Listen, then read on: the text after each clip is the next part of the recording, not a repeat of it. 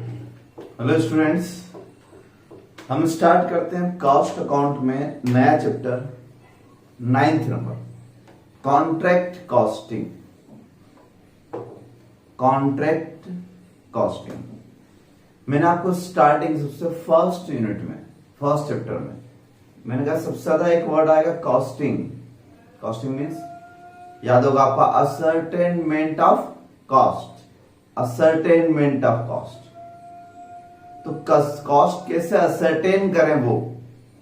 और फिर मैंने उस चैप्टर में आखिरी में बताया था मेथड ऑफ कॉस्टिंग।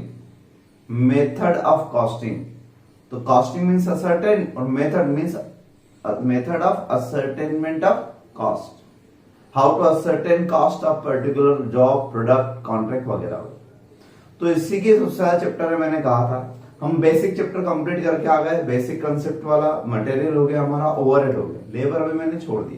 तो 3 बेसिक चैप्टर हो गए जिससे आपको कॉस्टिंग का थोड़ा सा नॉलेज हो जाए।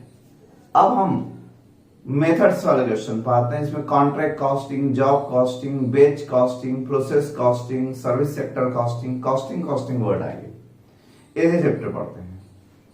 तो डिफरेंट टाइप की इंडस्ट्री में डिफरेंट टाइप की कॉस्टिंग मेथड्स अप्लाई होती है। कॉन्ट्रैक्ट कॉस्टिंग कहां अप्लाई होती होगी? तो डेफिनेटली कॉन्ट्रैक्ट कॉस्टिंग किसी कंस्ट्रक्शन वर्क में अप्लाई होती होगी। कॉन्ट्रैक्ट जो कॉन्ट्रैक्ट बेसिस पर वर्क करता होगा, वर्क कॉन्ट्रैक्ट लेता होगा, उस केसेस में कॉन्ट्रैक्ट कॉस्टिंग अप्लाई होती है। मान लो आप कॉन्ट्रैक्टर हैं, ठीक है, अकाउंटिंग हम सीख रहे हैं इन द बुक्स ऑफ कॉन्ट्रैक्टर। आप कॉन्ट्रैक्टर है, आपने फलाने व्यक्ति का मकान बनाने का कॉन्ट्रैक्ट लिया, किसी के ऑफिस बनाने का कॉन्ट्रैक्ट लिया आपने, कहीं रोड बनाने का कॉन्ट्रैक्ट लिया आपने। ऐसे डिफरेंट टाइप के कॉन्ट्रैक्ट आप लेते हो, ठीक है। तो आप कॉन्ट्रैक्ट कॉस्टिंग जब करोगे तो कैसे करोगे? ओवरऑल करोगे कि भाई टोटल सीमेंट लिख लेता हूं जितनी खरीदी, 10 बोरी वहां गई, 50 बोरी वहां गई, लेकिन इकट्ठे लिख देता हूं। ऐसा करेंगे तो ओवरऑल प्रॉफिटेबिलिटी तो आ जाएगी सारे कॉन्ट्रैक्ट की मिला के। लेकिन आपको यह कैसे पता लगेगा कि आपने उस मकान में ज्यादा कमाया कि उस रोड बनाने में ज्यादा कमाया? इसलिए जनरली कॉन्ट्रैक्टर लोग क्या करते होंगे? कॉन्ट्रैक्ट कॉस्टिंग कॉन्ट्रैक्ट वाइज करते हैं। तो कॉस्ट हर कॉन्ट्रैक्ट की अलग आती। मैंने किसी का मकान बनाने का कॉन्ट्रैक्ट लिया, वो 1000 स्क्वायर फीट था। एक और मकान बनाने का कॉन्ट्रैक्ट लिया, वो 1500 स्क्वायर फीट था। तो फर्क आएगा ना। तो मैं क्या चेक करूंगा? कॉस्टिंग कैसे करना चाहिए मुझे? कॉन्ट्रैक्ट वाइज करना चाहिए। तो इसलिए contract costing means contract wise cost ascertainment. Cost ascertain करना है, इस कॉन्ट्रैक्ट की कितनी, इसकी कितनी, और फिर इसके बदले में मैंने रेवेन्यू कितना लिया। रेवेन्यू मतलब कॉन्ट्रैक्ट प्राइस। आपके और सामने वाले के बीच में कुछ कॉन्ट्रैक्ट प्राइस तय हुई होगी ना, तो वो नहीं, ठीक है ना। तो इस चैप्टर में हम ये सीखेंगे कि कॉन्ट्रैक्ट वाइज कॉस्टिंग कैसे होती है। जैसे डिपार्टमेंट चैप्टर में डिपार्टमेंट वाइज करते हैं, प्रोडक्ट वाइज भी होता है। तो जहां प्रोडक्ट बनते हैं प्रोडक्ट वाइज कॉस्टिंग होती है। ए प्रोडक्ट की, ए प्रोडक्ट की अलग, बी की अलग। कल एक क्वेश्चन किया था अपन ने ओवरहेड में आखिरी, job wise, job A, job B, job C. तो जॉब कॉस्टिंग, बेच कॉस्टिंग, कॉन्ट्रैक्ट कॉस्टिंग, ये वही है। इसके जैसे नाम है वैसे कॉस्टिंग। जॉब कॉस्टिंग मतलब जॉब वाइज कॉस्टिंग, बेच मतलब बेच वाइज कॉस्टिंग, प्रोडक्ट मतलब प्रोडक्ट वाइज कॉस्टिंग, प्रोसेस मतलब process wise costing, contract means contract wise costing. ये तरीका होता है, ठीक है। तो अब पहले हमें इसकी थ्योरी वाला बेस समझना है। इस पर हम अकाउंटिंग स्टैंडर्ड 7 भी पढ़ेंगे सेकंड ग्रुप में, AS7 भी इस पे। तो खैर वो अलग बात है, AS7 उसका इससे कोई लेना देना। ये कॉस्टिंग मेथड है, वो अकाउंटिंग, फाइनेंशियल अकाउंटिंग स्टैंडर्ड है। वो अकाउंटिंग स्टैंडर्ड यहाँ अप्लाई नहीं होते, ये अलग चलता है, वो अलग चलता है। तो हम तो ये समझ रहे हैं कि 2 टाइप के कॉस्टिंग होते हैं। मैं आपको कॉन्ट्रैक्ट बताता हूं पहले, टाइप्स ऑफ कॉन्ट्रैक्ट। आप चाहें तो अपनी कॉपी में लिख लें, टाइप्स ऑफ कॉन्ट्रैक्ट 2 होते हैं। एक तरफ लिखेंगे फिक्स्ड प्राइस कॉन्ट्रैक्ट। कौन सा कॉन्ट्रैक्ट? एक होता है फिक्स्ड प्राइस कॉन्ट्रैक्ट, और एक होता है cost plus contract. Cost plus contract, 2 types of contract आते हैं। फिक्स प्राइस कॉन्ट्रैक्ट, इसमें क्या होता है? इसमें total revenue to be fixed by contractor and contractee. That means with material contract, इतनी बात इसमें लिखी है। मतलब ये हुआ कि आपने देखा होगा कि आपने या आपके पेरेंट्स से कभी मकान बनवाए होंगे तो आपने देखा होगा कि कुछ लोग क्या करते हैं, इसके टाइम नहीं है, जैसे सर्विस क्लास पर्सन रोज सर्विस पे जाएगा, वो कैसे वो साइट पे जाके कैसे देख पाएगा कि मटेरियल आया कि नहीं आया। तो कई बिजली लोग क्या करते हैं, जब अपना मकान बनवाना होता है तो वो लोग क्या करते हैं, अपने कॉन्ट्रैक्टर को फुल कॉन्ट्रैक्ट देते हैं विथ मटेरियल, यानी सीमेंट भी उसको लाना है, सरिया भी उसको लाना है, सभी उसको लाना है, हमें कुछ नहीं लाना, हमें तो बस इनॉग्रेशन पे डाल जाना है, इतना कंप्लीट करके दे देगा वो कॉन्ट्रैक्ट, कलर वलर ये वो, कुछ आपको कोई हेडक नहीं पालना, कुछ भी नहीं करना है, कंप्लीट करके देते। तो ये फिक्स प्राइस कॉन्ट्रैक्ट होते हैं। जनरली प्राइस फिक्स हो जाती है पहले से ही, जैसे भी हो, लमसम हो जाए या स्क्वायर फीट वाइज हो जाए कि एक स्क्वायर फीट के मैं 1200 रुपए दूंगा। अब उज्जैन में फिलहाल ये रहते कंस्ट्रक्शन 1200 में सब करके देगा आपको कंप्लीट, ठीक है ना, दरवाजे खिड़की सब लगा कर देगा, कलर वलर सब करवा के देगा, बस आपको तो लाल फीता भी लगा देगा, कैंची भी दे देगा, काट के अंदर घुस जाना, बस इतना। तो fix price contract where revenue fixed at the beginning of contract, starting में ही तय हो जाता है, ठीक है। तो यहां हमेशा कॉन्ट्रैक्ट प्राइस दी हुई होगी एक क्वेश्चन में, 10 लाख 20 लाख 50 लाख, और तो यही मेन रेवेन्यू होगा, इसमें रोज रोज तो सेल होती नहीं, एक बार रेवेन्यू तय हो गया।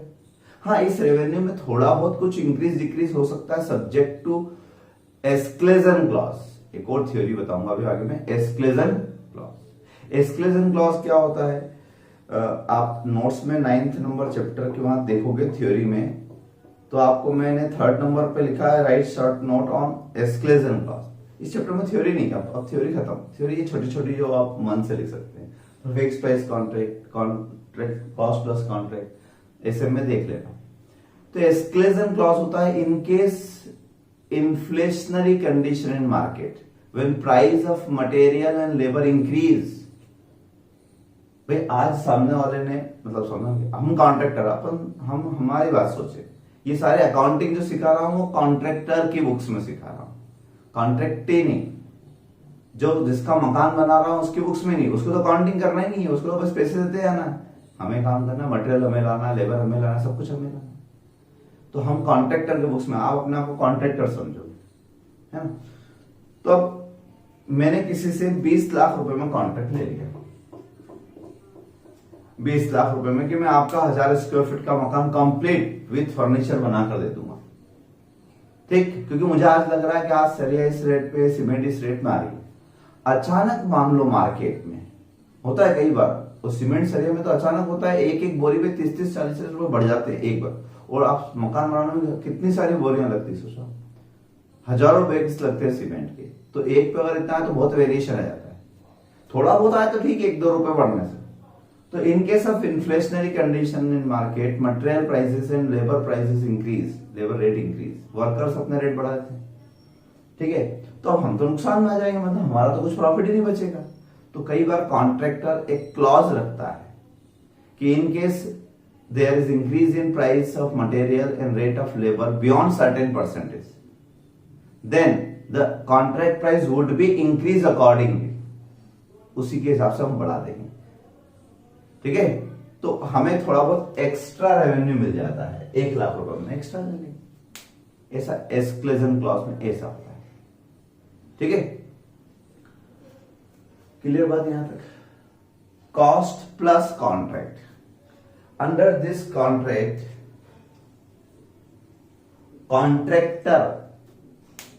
Contractor receive reimbursement of cost incurred by them plus certain percentage of profit, certain percentage of profit, ठीक है। Contractor entitled to reimburse to receive cost incurred on that project plus certain percentage on cost, like in case of furniture manufacture, furniture आपने अपने घर में कोई furniture बनाया तो देखना वो फर्नीचर वाले जनरली जो रहते हैं कॉन्ट्रैक्टर, वो क्या करते हैं कि जितना भी कॉस्ट लगेगी, आप जितनी महंगी से महंगी सनमाइका प्लाई वगैरह लाएंगे तो जितनी कॉस्ट लगेगी उसका सर्टेन परसेंटेज, मान लो 25%, तो कॉस्ट का 25% बोले थे। यानी ये एक तरीके से लेबर कॉन्ट्रैक्ट होता है। कौन सा कॉन्ट्रैक्ट होता है? लेबर। मटेरियल कौन लाके देगा? कॉन्ट्रैक्ट खुद लाके देगा, या हम ले आएंगे उसके कहने पे, लेकिन वो रिएम्बर्स कर देगा जितना भी। अब यहाँ मटेरियल के रेट तय नहीं हुए, वो जितना महंगा लाके देगा, वो 1000 रुपए की प्लाई लाके देगा तो हम 1000 रुपए की प्लाई काट के फर्नीचर बना देंगे, वो 2000 की लाएगा तो 2000 की बना देंगे। तो यहाँ कॉस्ट रिएम्बर्सेबल होती है, यानी कॉस्ट कितनी भी हो सकती है, कोई फिक्स नहीं है। तो हम कॉस्ट रिएम्बर्स करवा लेंगे उससे प्लस सर्टेन परसेंटेज। तो सपोज हम पूरे मकान में फर्नीचर 10 लाख रुपए का लगा, तो हमने पहले से तय कर लिया था 10 लाख का 25%। फर्नीचर वाला अक्सर ऐसे ही करते हैं, 30% के रेट चल रहे हैं उनके। यानी अगर आप 100 रुपए का मटेरियल लगवाओगे तो 30 रुपए उनकी लेबर लगेगी। तो ये 30 रुपीज जो है, या मटेरियल कॉन्ट्रैक्ट नहीं, मटेरियल तो कौन देगा? कॉन्ट्रैक्ट ही देगा, या अगर हम भी लाएंगे तो वो रिएम्बर्स कर देगा तुरंत। यहाँ प्राइस फिक्स नहीं है, मटेरियल कितना भी लग सकता है, लाख रुपए, 2 लाख, 10 लाख, 20 लाख, तो इनिशियली कुछ भी फिक्स नहीं। जबकि इसमें क्या होता है? Contract price initially fixed when agreement made between contractor and contractee, but in this case no price fix at the time of entering into contract. Price fix नहीं हुई, बस क्या फिक्स हुआ? The manner on the basis of which contractee pay amount is fixed, that is cost plus certain percentage. यानी जितनी cost लगती है वो प्लस उसका 25%, ये आप कॉन्ट्रैक्ट से लेंगे, और कॉस्ट भी उसके स्पेसिफिकेशन के हिसाब से लगाते जाओगे आप। ठीक है, वो बोलेगा महंगा मटेरियल लगाओ, महंगा लगा देना, ये कंसेप्ट होता है। तो ये तो हुई थ्योरी वाली बात। ठीक है, अब 99% कॉन्ट्रैक्ट अपने को जो है वो 90 के 100% सारे क्वेश्चन फिक्स्ड प्राइस कॉन्ट्रैक्ट के, स्टडी मटेरियल में भी और यहाँ पर भी। किसके बुक्स में काउंटिंग करना है? इन द बुक्स ऑफ कॉन्ट्रैक्टर। कैसे करना है? कॉन्ट्रैक्ट वाइज करना है। तो हर एक कॉन्ट्रैक्ट को एक साइट बोलोगे आप। क्या बोलोगे? साइट। उस साइट पे काम चल रहा है, उस साइट पे काम चल रहा है, ऐसा बोलते हैं ना। मेरा उस साइट पे काम, नाना खेड़ा साइट पे काम चल रहा है, मक्सी रोड साइट पे काम चल रहा है, साइट बोलते हो। साइट मतलब एक कॉन्ट्रैक्ट। अब आपके पास ढेर सारा मटेरियल है, आपका तो काम ही है ना, रोज के कॉन्ट्रैक्ट लेते हो आप। तो आप क्या करते हो कि क्वांटिटी डिस्काउंट लेने के चक्कर में पूरा ट्रक भर के सीमेंट मंगवा लेते हो और अपने गोडाउन में रख लेते हो। फिर इस कॉन्ट्रैक्ट पे पहुंचाना है तो 10 बोरी यहां पहुंचाती, वहां रिक्वायरमेंट 50 की, हुआ 50 बोरी वहां पहुंचाती, ऐसे करते जाते हो। तो आपको हिसाब कैसे रखना पड़ेगा? आपको हिसाब ऐसे रखना पड़ेगा कि उस कॉन्ट्रैक्ट पे 10 बोरी, तो 10 बोरी उस कॉन्ट्रैक्ट में डेबिट कर दो, उस कॉन्ट्रैक्ट का एक्सपेंडिचर हुआ ना। 50 बोरी इस कॉन्ट्रैक्ट पे गई, 50 बोरी इस कॉन्ट्रैक्ट पे डेबिट कर दो। तो आपको कॉन्ट्रैक्ट वाइज कॉस्टिंग करना है। उसके लिए हर contractor in the books of contractor एक अकाउंट बनाएगा, कॉन्ट्रैक्ट अकाउंट। क्या अकाउंट बनाएगा? Contract account. अगर क्वेश्चन में एक कॉन्ट्रैक्ट दिया है तो ठीक है, और 2-3 दिए हैं तो फिर कॉलम बना लेंगे, 1 2 3 1 2 3, ऐसे डेबिट साइड क्रेडिट साइड। ऐसे क्वेश्चन भी रखे मैंने सब तरह के, सिंगल कॉन्ट्रैक्ट भी है, ट्रिपल कॉन्ट्रैक्ट भी है, इवन 4-4 कॉन्ट्रैक्ट तक के क्वेश्चन भी है। तो आप कॉलम में फॉर्म में बना सकते हो, कोई दिक्कत नहीं। ठीक है, for the period, for the year नहीं, फॉर द पीरियड, क्योंकि कई बार कॉन्ट्रैक्ट 4 महीने 8 महीने में खत्म हो जाता है, और मंथ का विशेष ध्यान रखना है, क्योंकि जितने महीने का होगा उतने महीने के एक्सपेंडिचर लेना है। और कॉस्ट अकाउंटिंग हो या फाइनेंशियल अकाउंटिंग हो, डेबिट क्रेडिट के रूल्स नहीं बदलते हैं, ये नॉमिनल नेचर का अकाउंट है। तो all expenses debited, income credit, यही कंसेप्ट है, सेम कंसेप्ट। तो इस तरीके से अकाउंटिंग होगी। ठीक है, अब क्या क्या लिखेंगे ये भी सीखते जाते हैं वन बाय वन। थ्योरी में मैंने बताया थ्योरी 2 ही बनती है, एक तो ये टाइप्स ऑफ कॉन्ट्रैक्ट और एक एस्केलेशन क्लॉज, बस, और कोई थ्योरी नहीं बनती। अब हम बात करें, पहले फॉर्मेट लिख लो आप अपनी कॉपी में, ये थ्योरी लिखने के बाद। कॉन्ट्रैक्ट अकाउंट में सबसे पहले डेबिट साइड में हम लिखेंगे ओपनिंग बैलेंस। ओपनिंग बैलेंस किस केस में आएगा? ओपनिंग बैलेंस उस केस में आएगा, इसको हम वर्क इन प्रोग्रेस अकाउंट लिखेंगे। Work in progress, opening work in progress, यानी अगर कॉन्ट्रैक्ट पिछले साल से चलता हुआ आ रहा है तो थोड़ा बहुत काम तो हो चुका होगा, तो वर्क इन प्रोग्रेस ओपनिंग। और नया कॉन्ट्रैक्ट होगा तो फिर ये नहीं लिखेंगे। तो लास्ट ईयर तक इस पर कुछ वर्क कंप्लीट हो चुका होगा, एक मंजिल बन गई मान लो, ठीक है, तो एक मंजिल दूसरी बनाना इस साल, तो एक मंजिल लास्ट ईयर तक बन गई, एक मंजिल इस साल बना लेंगे। तो जो लास्ट ईयर तक एक मंजिल बनी उसके एक्सपेंडिचर को हम क्या कहेंगे, वर्क इन प्रोग्रेस। यहां दो नाम सुनने को मिलेंगे आपको, work certified, work uncertified, material at site, plant at site.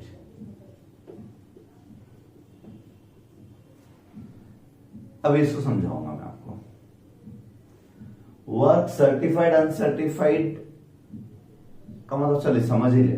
Work certified, work uncertified means work done, work done, काम हो गया।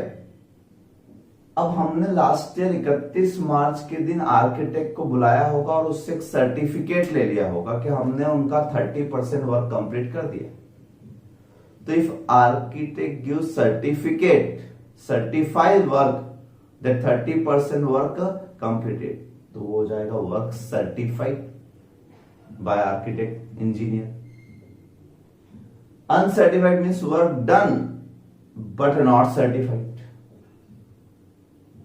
वर्क हुआ लेकिन अभी उसको सर्टिफाई नहीं किया।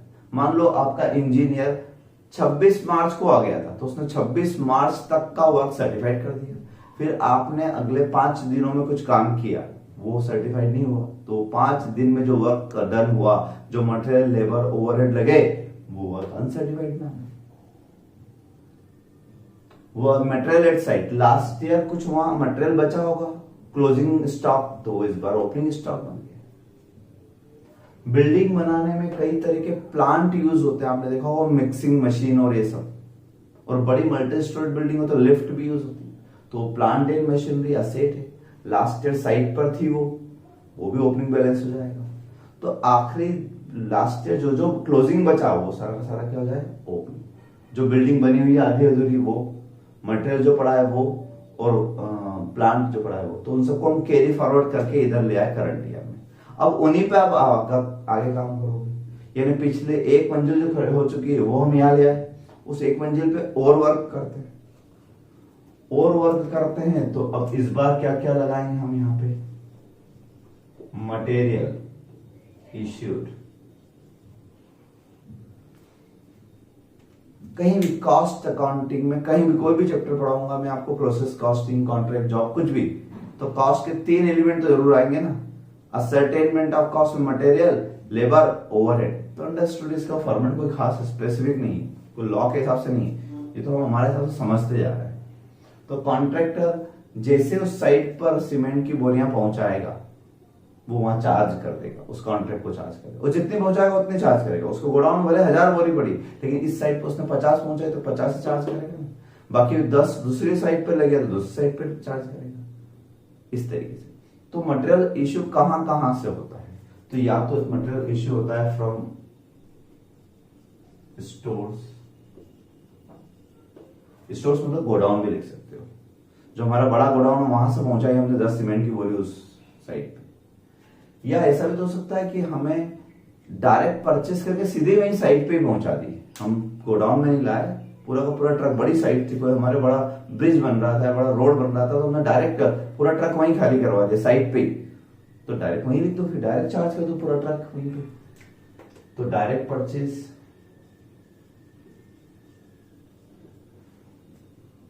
ऐसा हो सकता है कि इस साइड पे काम कंप्लीट हो गया, 50 बोरी बच गई, तो हमने बोला इसको ट्रांसफर कर दो पास वाली दूसरी साइड पे, तो ट्रांसफर फ्रॉम अदर साइड। ऐसे 3 तरह से मटेरियल इश्यू होता है किसी पर्टिकुलर कॉन्ट्रैक्ट पर। मान लो कॉन्ट्रैक्ट नंबर 007, तो कॉन्ट्रैक्ट नंबर 007 पर कितना मटेरियल पहुंचा, या तो गोडाउन से पहुंचाया, या डायरेक्ट परचेस की वहां पर, या किसी और साइड से ट्रांसफर किया, तो वो सब वहां चार्ज करते जाओ, नॉमिनल अकाउंट है डेबिट करते जाओ सारे एक्सपेंडिचर। और क्या खर्चे होते हैं, तो वेजेस, वेजेस में आउटस्टैंडिंग वेजेस भी इंक्लूड कर लो, वेजेस में आउटस्टैंडिंग वेजेस भी इंक्लूड कर दीजिए। फिर क्या हो सकते हैं, overheads, overheads means indirect expenses. Indirect कैसे, तो जैसे कि वहां पर अब आप प्लांट एंड मशीनरी भी रहेगी ना, तो तो प्लांट मशीन तो कैपिटल एक्सपेंडिचर है, वो तो डेबिट कर नहीं सकता, लेकिन उसका डेप्रिसिएशन तो डेबिट कर सकता हूँ, उसका इंश्योरेंस तो डेबिट कर सकता हूँ। एक सुपरवाइजर है मेरा जो सारी साइट घूमता है, रोज 2 घंटे वहां जाता है, 4 घंटे वहां जाता है, 2 घंटे वहां जाता है, ऐसे, तो वो इनडायरेक्ट है, डायरेक्टली किसी कॉन्ट्रैक्ट पर अटैच नहीं। जो डायरेक्ट वर्कर है, जो वहीं पे काम कर रहा है, उसी साइट पे काम कर रहा है, उनकी वेजेस तो वहीं लिख दूंगा, लेकिन एक वर्कर ऐसा भी है जो सुपरवाइज करता है, तो मैं उसकी वेजेस तीनों पे अलोकेट कर दूंगा ना, जितना टाइम वो जहां डिवोट करता है उसके हिसाब से। तो ऐसे कई इनडायरेक्ट एक्सपेंसेस होते हैं, वो भी लिख दूंगा। और क्या हो सकता है, तो सब कॉन्ट्रैक्ट कॉस्ट, सब कॉन्ट्रैक्ट, मैंने कॉन्ट्रैक्ट लिया किसी का पूरा मकान बनाने का, आजकल ये करते हैं कॉन्ट्रैक्टर, तो पूरा मकान बनाने का कॉन्ट्रैक्ट मैंने अकेले ले लिया, लेकिन प्लम्बर का काम, नल फिटिंग का काम मैं थोड़ी करूंगा, तो मैंने वो आउटसोर्स कर दिया, किसी और से बोल दिया कि 10,000 में तुम कर देना, तो ये मेरा एक्सपेंडिचर हुआ ना। अब अपने आप को क्या समझोगे, कॉन्ट्रैक्टर, ठीक है, आप खर्चा कर रहे हो, और फिक्स प्राइस वाला कॉन्ट्रैक्ट है, आपको पैसे मिल जाएंगे 20 लाख तय होगा, अब खर्चा आप करते हो, 20 लाख मिल जाएंगे आपको, क्रेडिट साइड में 20 लाख लिख देंगे। तो मटेरियल, लेबर, ओवरहेड, सब कॉन्ट्रैक्ट कॉस्ट, और भी कोई अदर डायरेक्टली कंस्ट्रक्शन से रिलेटेड होना चाहिए। कॉस्ट कौन सी होती है, कंस्ट्रक्शन से, फाइन नहीं। आपने बाहर रोड पे सामान फैला दिया तो नगर निगम वाले की गाड़ी आई, और अभी तो वैसे भी स्वच्छता अभियान, और अभी तो जिनमें भी रूल बना दिया है कि आप ऐसे साइड पर ऐसे फैला नहीं सकते, तो अगर आपने फैला दिया, गवर्नमेंट की गाड़ी आई, उन्होंने फाइन लगा दिया 500 रुपए, तो वो फाइन कंस्ट्रक्शन कॉस्ट नहीं है, वो यहाँ चार्ज नहीं होगा, वो एबनॉर्मल लॉस टाइप है, उसको हम पीएनएल अकाउंट में चार्ज करेंगे डायरेक्ट, वो सीधा पीएनएल में जाएगा, यहाँ नहीं। यहाँ सिर्फ कंस्ट्रक्शन एक्टिविटी रिलेटेड एक्सपेंसेस लिखना है, ठीक है। और क्या हो सकते हैं एक्सपेंसेस,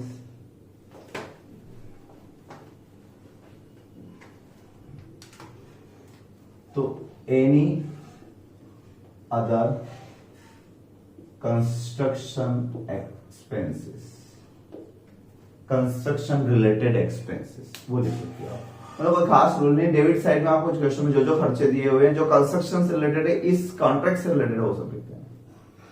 अब आते हैं क्रेडिट साइड वाली बात पर।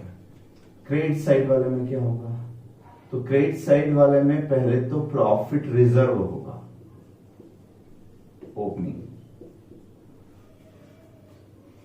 ये क्या चीज है, तो वर्क सर्टिफाइड जो होता है, अभी मैं आगे जाके बताने वाला हूं कि ये सब कॉस्ट प्राइस पे वैल्यूड होते हैं, सब कॉस्ट, इसमें कहीं प्रॉफिट एलिमेंट नहीं है, लेकिन ये एकमात्र फिगर रहेगा जिसमें प्रॉफिट एलिमेंट हो सकता है, हो सकता है। तो अगर है तो वो मुझे रिवर्स करना पड़ेगा, जैसे वो करते हैं ना डिपार्टमेंट में स्टॉक रिजर्व, ये स्टॉक रिजर्व ही है, इसका नाम प्रॉफिट रिजर्व है। तो जब तक ये माइनस नहीं करोगे, ये कॉस्ट कैसे आएगा, मान लो ये 125 रुपए और इसमें 25 का प्रॉफिट है, तो 25 हटाओ, तो कॉस्ट आएगी कि उस एक मंजिल पे जो आपने काम कर दिया और उस पर कॉस्ट कितनी लगी, 100 रुपए, और लगाओगे और लगाओगे और लगाओगे, तब तो कॉस्टिंग होगी। तो अगर आपको ओपनिंग प्रॉफिट रिजर्व दिया है, इट मींस वर्क सर्टिफाइड आपका विथ प्रॉफिट दिया है, और अगर नहीं दिया है आपको क्वेश्चन में प्रॉफिट रिजर्व, तो फिर समझ जाना है कॉस्ट पे ही दिया है, कि हमें समझना पड़ेगा, ठीक है। बस अब सिर्फ इस फिगर में होगा, इन सब फिगर में नहीं, ये सब कॉस्ट पे वैलिड होते हैं, सिर्फ एक ही फिगर में गुंजाइश है बस। तो अगर इसमें प्रॉफिट होगा तो रिवर्स कर देना, हो गया काम खत्म, प्रॉफिट हट गया, कॉस्ट पे आ गया। अब ये सब क्या हो गई, प्योर कॉस्ट, इतने एक्सपेंस हमने इंकर्ड कर दिए। आगे debit word comes in, credit word goes out. Material आया तो आपने यहाँ डेबिट किया, साइट पे गया तो, और कभी कभी ऐसा नहीं हो सकता खराब मटेरियल था रिटर्न कर दिया, हो सकता है कि नहीं सर, हो सकता है, हो सकता है मटेरियल चोरी हो गया, तो किसी भी जाने वाला reason, credit word goes out वाला, तो मटेरियल रिटर्न हो सकता है, वो लिख सकते हो क्रेडिट में, मटेरियल रिटर्न, रिटर्न सप्लायर को करें या स्टोर्स में करें या जिस साइड से आया था वहां करें, जो भी होगा रिटर्न क्रेडिट होगा, debit word comes in, credit word goes out.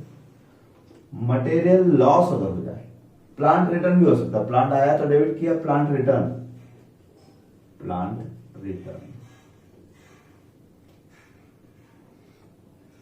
Plant return net of depreciation, इसके कंसेप्ट हम बाद में समझेंगे इकट्ठे, प्लांट के। मटेरियल और प्लांट चोरी भी तो हो सकते हैं, तो मटेरियल चोरी अगर हो जाता है तो लॉस है आपका।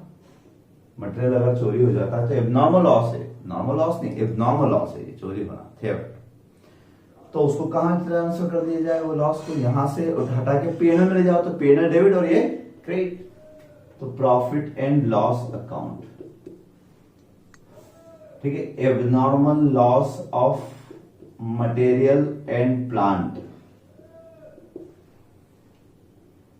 और अगर मान लो इसका इंश्योरेंस हो तो थोड़ा बहुत कैश आएगा आपको, इंश्योरेंस क्लेम, तो वो क्रेडिट कर देना। ठीक है, तराजू बराबर हो गया। यानी हमारे पास अगर मान लो 100 रुपए का मटेरियल आया था, उसमें से 10 का रिटर्न कर दिया, 10 का रिटर्न कर दिया या 10 का चोरी हो गया, तो 10 कॉस्ट 100 थी, उसमें से 10 का चोरी हो गया, तो 10 का डेबिट है ना, मतलब तो 10 ही क्रेडिट होना चाहिए। अब 10 में से 8 रुपए इंश्योरेंस कंपनी ने दे दिए, 2 रुपए मैंने लॉस लिख दी, तराजू बराबर हो गया। तो 10 इधर था तो 10 ये हिसाब बराबर हो गया। यानी उसका बर्डन इस कॉन्ट्रैक्ट अकाउंट के प्रॉफिट पर नहीं आया। अगर मान लो मैं ये 2 पीएनएल में नहीं लिखता तो क्या होता, 10 इधर लिखे हुए हैं, इधर आपके 100 रुपए के मटेरियल में लॉस कितने का होगा, 10 का होता, 10 की कॉस्ट इसमें इंक्लूड है, और आपने क्रेडिट 8 ही किए, तो 2 रुपए का तो डेबिट हो गया ना एक तरीके से। तो यहां पर मैं जब नेट प्रॉफिट निकालूंगा 2 रुपए कम आएगा मेरा, इसका मतलब वो लॉस कॉन्ट्रैक्ट पे चार्ज हो गया। वो कहां चार्ज हो गया, कॉन्ट्रैक्ट पे। और अगर मैं 2 यहां से लिख के पीएनएल में चार्ज कर देता हूं, उसको यहां से ट्रांसफर कहां कर दिया, पीएनएल में डेबिट, तो 10 यहां खत्म, यानी प्रॉफिट पे कोई इंपैक्ट आया क्या, 10 हिसाब बना। तो एबनॉर्मल लॉस प्रोडक्ट पर चार्ज नहीं करते हैं, बात हमने सीखा। Normal loss absorbed by good unit, but abnormal loss transfer to PNL account, तो वही कंसेप्ट यहां पर। नॉर्मल होता ही तो मैं नहीं लिखता, तो ऑटोमेटिकली ये लॉस कौन एब्सॉर्ब कर लेता, ये कॉन्ट्रैक्ट प्रोडक्ट पे ऑटोमेटिक डेबिट हो जाता, 10 डेबिट 8 क्रेडिट, ऑटोमेटिक 2 रुपए लॉस हो जाता। लेकिन यहां से मैं ले जा रहा हूं पीएनएल में, क्योंकि एबनॉर्मल है, तो ये चार्ज यहां नहीं हुआ। तो ये इन्हीं की रिवर्स एंट्री है, material return, plant return, material loss, plant loss. 2 ही मेन रियल आइटम तो 2 ही दिख रही है, आप देखो, रियल गुड्स और असेट। इतना होने के बाद अब हम लिखेंगे by work in progress account. इतना सारा खर्चा किया आपने, उसमें से इतना माइनस कर दिया किसी न किसी कारण से, बाकी का तो मटेरियल कंज्यूम हो गया होगा ना। वैसे भी कंजम्पशन का करो, opening material plus purchase minus closing material, तो कंजम्पशन आ गया होगा ना।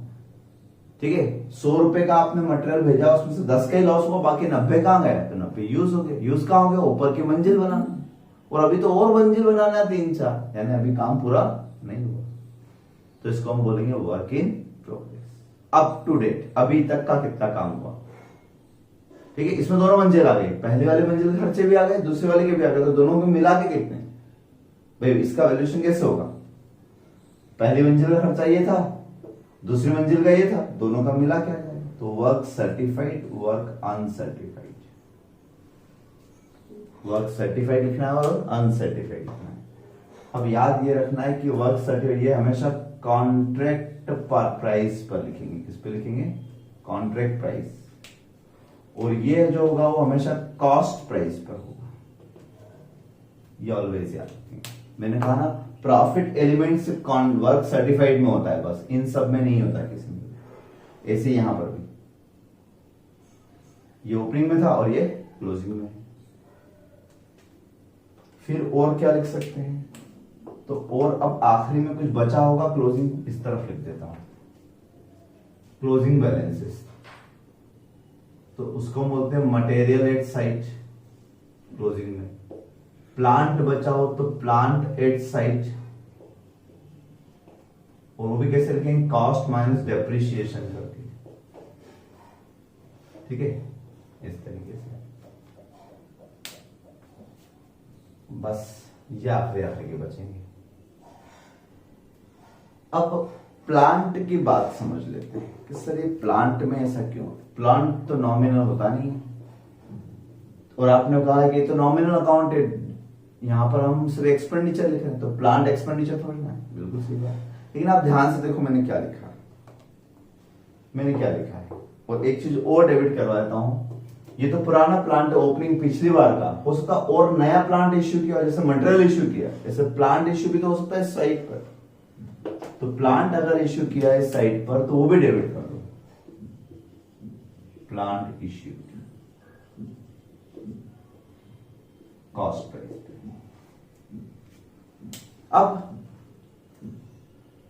अब सर आपने कैपिटल एक्सपेंडिचर डेबिट कर दिया, एक्सपेंडिचर डेबिट कर दिया, बात सही है आपकी। मान लो मैंने 1 लाख रुपए का प्लांट यहां लिख दिया, तो बाद में बचा भी तो होगा, प्लांट कोई कंज्यूम थोड़ी ना हो जाते पूरे, मटेरियल तो पूरा कंज्यूम हो जाता है, लेकिन प्लांट पूरा कंज्यूम हो जाता है क्या, कि मकान बनने के बाद वहीं गाड़ के आ जाते हैं, नहीं ना। तो इसका मतलब ये कि ये तो वापस आ जाएगा काम होने के बाद, वो मिक्सिंग मशीन जो है, जब बिल्डिंग बन जाएगी तो हम उसको वापस ले आएंगे। ज्यादातर क्या हुआ कि मिक्सिंग मशीन वहां 1 साल भर रही, तो साल भर का डेप्रिसिएशन लगा दो, इतनी उसकी वैल्यू डिक्रीज होगी, तो वो आपका एक्सपेंडिचर है। यानी 1 लाख रुपए का सामान पे 10,000 डेप्रिसिएशन लग जाए तो 90 बचे, तो 90 लिख देते हैं। तो ऐसे लिखना है, यानी प्लांट डेबिट हो गया और फिर क्रेडिट हो गया। इसका मतलब अल्टीमेट कॉस्ट इस कॉन्ट्रैक्ट अकाउंट पे बर्डन कितना आया, एक तरफ 1 लाख, एक तरफ 90,000, तो 10,000 तो डेबिट हुए ना। तो या तो ऐसे लिखना है प्लांट को कि इधर पूरा 1 लाख लिख दो और इधर आप माइनस करके लिख दो।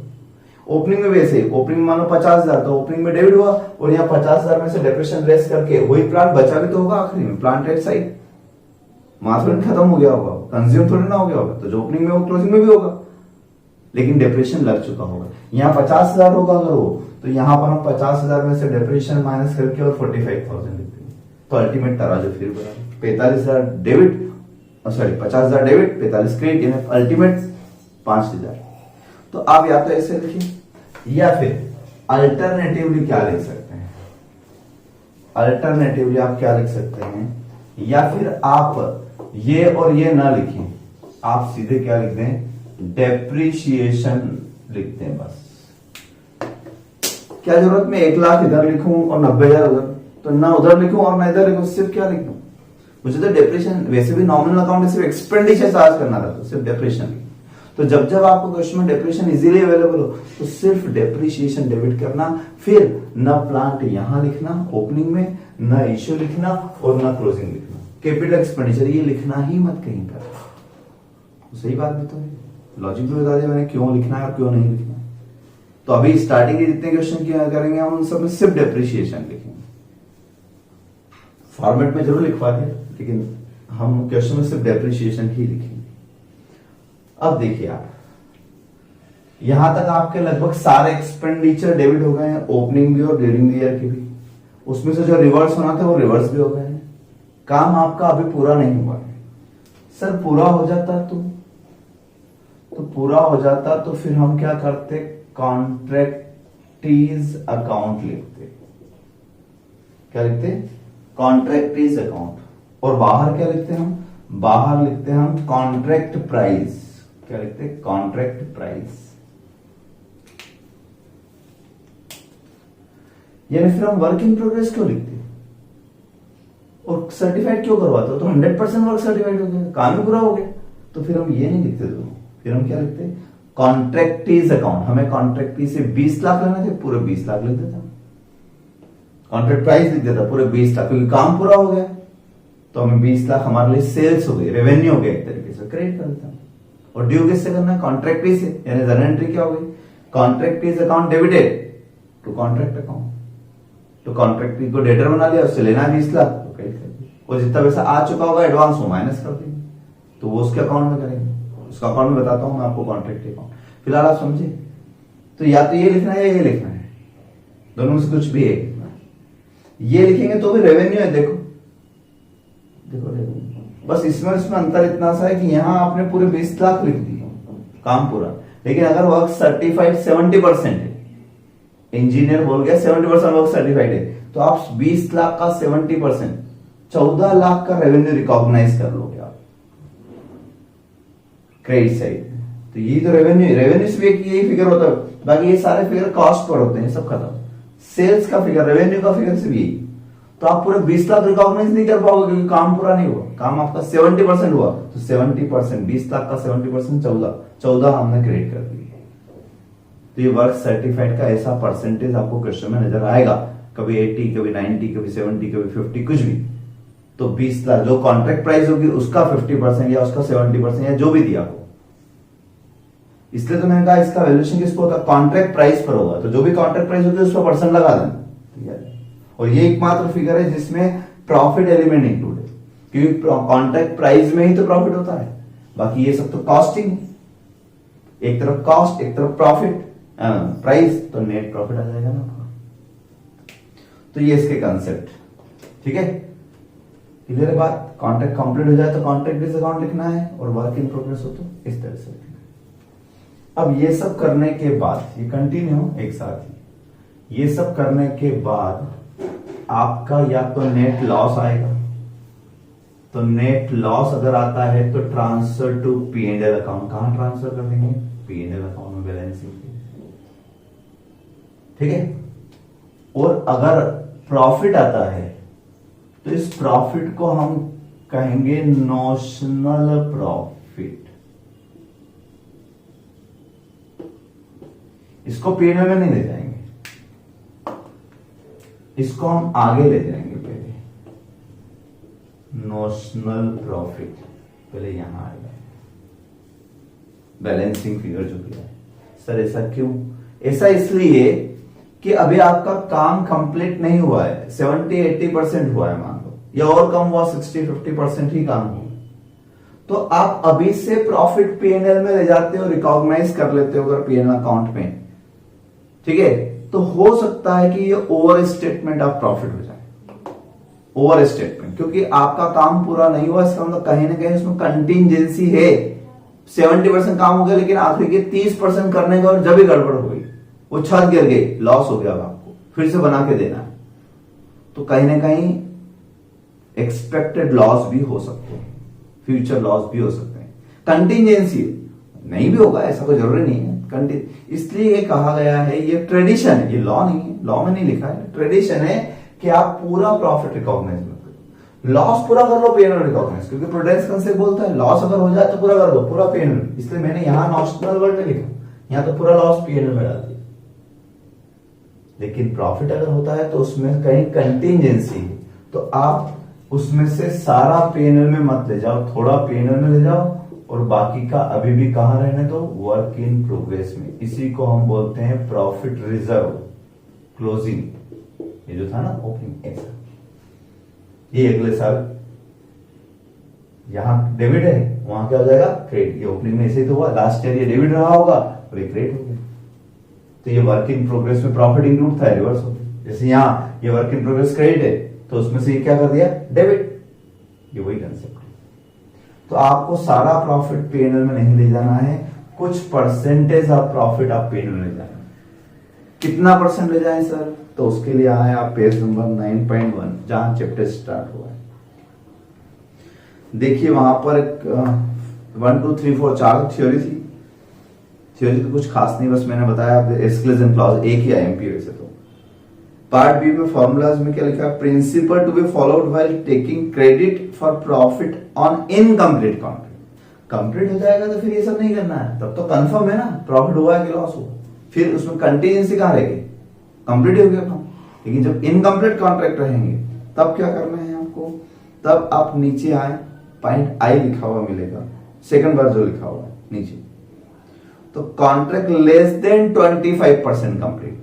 अगर आपका काम 25% से भी कम हुआ है, आर्किटेक्ट आया और सर्टिफिकेट दे गया कि 25% से भी कम काम, लेस देन 25 नहीं, लेस देन 25, तो क्या बोल रहे हैं, if contract has just started और it is less than 25% complete, no profit should be taken into account.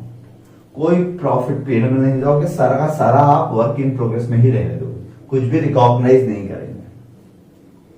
दूसरा, कॉन्ट्रैक्ट बिटवीन 25% एंड 50%। 50% के मतलब लेस देन 50%, 25 और मोर बट लेस देन 50, 25 या 25 से ज्यादा बट 50 से कम, यानी 49 तक रुक जाएंगे, तब क्या करना है, तब एक फॉर्मूला याद रखना है, मुझे थ्योरी वेरी नहीं याद रखना, फॉर्मूला याद रखना है कि आपको जो भी नोशनल प्रॉफिट आया, आपका ये नोशनल प्रॉफिट जो भी आया, इसका 1/3 करने के लिए कहा है। देखो ये ट्रेडिशन है, ये कोई लॉ नहीं है, लेकिन रूल बना हुआ है कि पूरा प्रॉफिट रिकॉग्नाइज मत करो, 1/3 ही रिकॉग्नाइज करो, क्योंकि काम भी बहुत कम हुआ है, 1/3। और उसमें भी क्या करो, into cash received upon work certified. ये जो काम हुआ है आपका, मान लो ये काम 40% हुआ, 40% वर्क हुआ, लेकिन उसमें पैसा 40% थोड़ा आ गया होगा, सामने वाले ने पूरा पैसा नहीं दिया होगा, तो जितना पैसा आया उतना ही प्रॉफिट रिकॉग्नाइज करो। तो ये जो प्रॉफिट आया 1/3, ये वर्क सर्टिफाइड पर आया, जितना काम हुआ उस पर, लेकिन इसमें से भी पैसा आपको मान लो कम मिला, तो जितना मिला वो सेंट हो, यानी ये रियलाइज्ड प्रॉफिट आ जाएगा कि होने को तो प्रॉफिट 50,000 का हुआ, लेकिन 50 में से मिले तो 40, तो रियलाइज्ड। ऐसे ये फॉर्मूला बना है, याद रखना पड़ेगा। तो इतना ये पीएनएल में ले जाओगे आप, ये पीएनएल वाला फिगर आ जाएगा, बाकी बचा हुआ बैलेंसिंग। अब काम आगे, कॉन्ट्रैक्ट बिटवीन 50 to 90, तो यहां लिख देंगे 50 और मोर, ठीक है, एंड लेस देन 90, इसका मतलब ये। तब कितना करेंगे, तब आप देखोगे फॉर्मूला लिखा हुआ मिलेगा 2/3, बस इतना सा अंतर करना है। क्या करना है, 2/3 कर देना, 2/3 ऑफ नोशनल प्रॉफिट, यहाँ 2/3 कर देना है बस, 2/3 of notional profit into cash received upon work service, इतना आप पेन में ले जाओ। और काम अगर contract nearing completion means 90 and above, 90% या उससे ज्यादा हो गया तो लगभग कंप्लीट होने वाला है, तो ये क्या बोल रहे हैं, तब आपको बहुत सारे फॉर्मूले दिए, तो आप कोई सा भी लगा सकते हैं, एनीवन, कोई लॉ नहीं है, कोई फिक्स रूल नहीं है, कोई सा भी लगा सकते हो। लिखा भी है थ्योरी में, देखो लास्ट टाइम क्या लिखा है, using any one of the following formula. Any one में से पहला है एस्टिमेटेड प्रॉफिट, अब नोशनल प्रॉफिट नहीं, अब एक और नया प्रॉफिट आ गया, estimated profit into work certified upon contract price. B, इस पर आप स्टार लगाएंगे, सबसे ज्यादा यूज ये करेंगे, अगर क्वेश्चन साइलेंट है, कुछ भी नहीं कहा गया है, तो हम यही यूज करेंगे।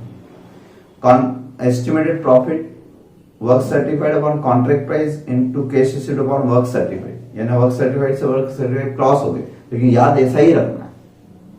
उसके पीछे लॉजिक क्या है मैं उस क्वेश्चन में बताऊंगा जब ये आएगा। तो ये फॉर्मूला है, एस्टिमेट प्रॉफिट का एक और है, एक और है, और लास्ट में नोशनल प्रॉफिट वाला भी, अगर मान लो एस्टिमेट प्रॉफिट नहीं निकल पा रहा है तो नोशनल प्रॉफिट का भी है, नोशनल प्रॉफिट जो आया divide by contract price into work certified. ये कब 90 से ऊपर होता, तो इसके क्वेश्चन तो अभी आ गया है।